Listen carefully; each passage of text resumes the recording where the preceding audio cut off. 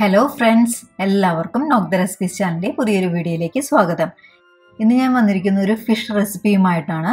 Fish masala fry. Fish fry ചെയ്യുന്നതോടൊപ്പം ഉള്ളിയൊക്കെ വഴറ്റി നല്ല അടിപൊളി ടേസ്റ്റിൽ ഒരു ഫിഷ് റെസിപ്പിയാണിത്. അപ്പോൾ ഇൻഗ്രീഡിയൻസിലേക്ക് പോകാം. അതിനു മുന്നേ ചാനൽ ആദ്യമായിട്ട് കാണുന്നവരുണ്ടെങ്കിൽ ചാനൽ സബ്സ്ക്രൈബ് ചെയ്ത് സപ്പോർട്ട് ചെയ്യാനും വീഡിയോ മുഴുവനായും കണ്ട് ലൈക്ക് ചെയ്യാനും മറക്കരുത്. ആദ്യം തന്നെ നമുക്ക് നമ്മുടെ മീൻ ഫ്രൈ ചെയ്തെടുക്കാനുള്ള ഇൻഗ്രീഡിയൻസ് നോക്കാം.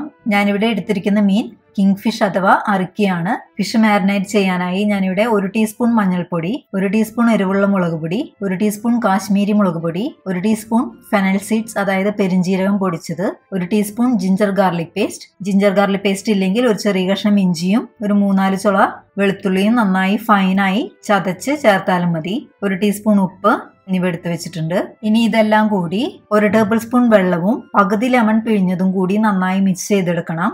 നമ്മുടെ മാരിനേറ്റ് ചെയ്യാനുള്ള മസാലയുടെ ബാറ്റർ കൺസിസ്റ്റൻസി സെറ്റ് ചെയ്യാനായിട്ട് ഒരു 1/2 ടീസ്പൂൺ വെള്ളം കൂടി ഞാൻ ഇതിലേക്ക് ചേർത്ത് കൊടുക്കുന്നുണ്ട്. മസാല ഇങ്ങനെ ഒരു കൺസിസ്റ്റൻസിയിൽ തയ്യാറാക്കിയെടുത്താൽ നമുക്കിത് ഇനി നന്നായി കഴുകി വൃത്തിയാക്കി വെച്ചിരിക്കുന്ന മീൻ ഈ മസാല വെച്ച് മാരിനേറ്റ് ചെയ്തെടുക്കണം. മീനിന്റെ എല്ലാ ഭാഗവും ഇതുപോലെ നന്നായി മസാല തേച്ച് പിടിപ്പിച്ച ശേഷം ഒരു ക്ലിംഗ് ഫോയിൽ വെച്ച് കവർ ചെയ്ത് മിനിമം 20 മിനിറ്റ് എങ്കിലും ഫ്രിഡ്ജിൽ ഇത് എടുത്ത് വെക്കാം. ഞാൻ ഫിഷ് അരമണിക്കൂർ ഫ്രിഡ്ജിൽ എടുത്തു വെച്ചിരുന്നു.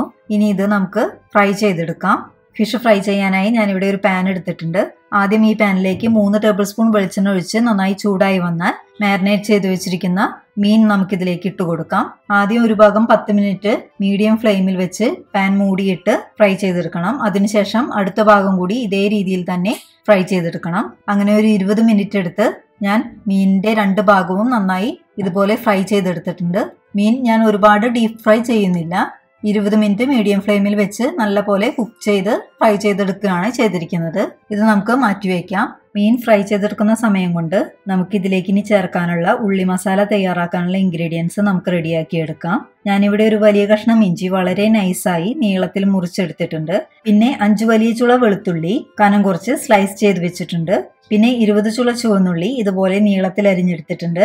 പിന്നെ 2 തണ്ട് വേപ്പില, ഒരു വലിയ സവാള ഇതുപോലെ ചെറുതായി ചോപ്പ് ചെയ്തതും, 2 നല്ല എരിവുള്ള പച്ചമുളക് സ്ലൈസ് ചെയ്തും എടുത്തിട്ടുണ്ട്.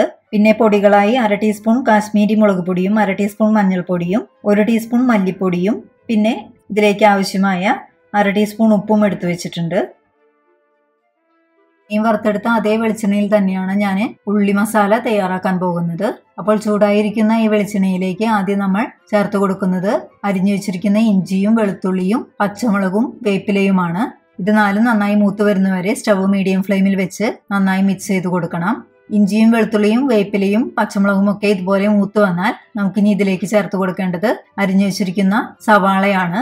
സവാള ചേർത്ത് കൊടുത്ത ശേഷം നമ്മൾ എടുത്തു വെച്ചിരിക്കുന്ന 1/2 ടീസ്പൂൺ ഉപ്പ് കൂടി ഞാൻ ഇതിലേക്ക് ചേർത്ത് കൊടുക്കുന്നുണ്ട്.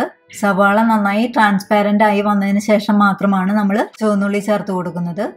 സവാള ഇതുപോലെ വീഡിയോയിൽ കാണുന്ന പോലെ നന്നായി ട്രാൻസ്പാരന്റ് ആയി വന്നാൽ നമുക്കിനി ഇതിലേക്ക് അരിഞ്ഞു വെച്ചിരിക്കുന്ന ചുവന്നുള്ളി ചേർത്ത് കൊടുത്ത് നന്നായി മിക്സ് ചെയ്തെടുക്കാം. ചുവന്നുള്ളി കൂടി ഇതുപോലെ നന്നായി മൂത്ത് വന്നാൽ ഇനി നമുക്ക് ഇതിലേക്ക് എടുത്തു വെച്ചിരിക്കുന്ന എല്ലാ പൊടികളും ചേർത്ത് കൊടുത്ത് പൊടികളുടെയൊക്കെ പച്ചമണം മാറുന്നവരെ സ്റ്റവ് ലോ ഫ്ലെയിമിൽ വെച്ച് മൂപ്പിച്ചെടുക്കണം. ഒരു 2 മിനിറ്റ് നേരത്തേക്ക് ഇതുപോലെ നന്നായി മിക്സ് ചെയ്ത് കൊടുത്താൽ പൊടികളുടെയൊക്കെ പച്ചമണം നന്നായി മാറിക്കിട്ടും. ഇനി നമുക്ക് സ്റ്റവ് ഓഫ് ചെയ്യാം.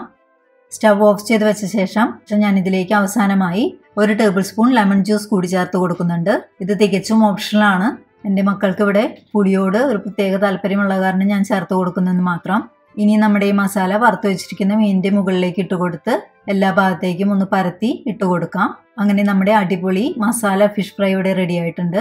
ഈ ഉള്ളി മസാലയുടെ ഒപ്പം നമ്മൾ വറുത്ത മീൻ കൂട്ടി കഴിക്കുന്ന ഒരു പ്രത്യേക ടേസ്റ്റ് തന്നെയാണ്.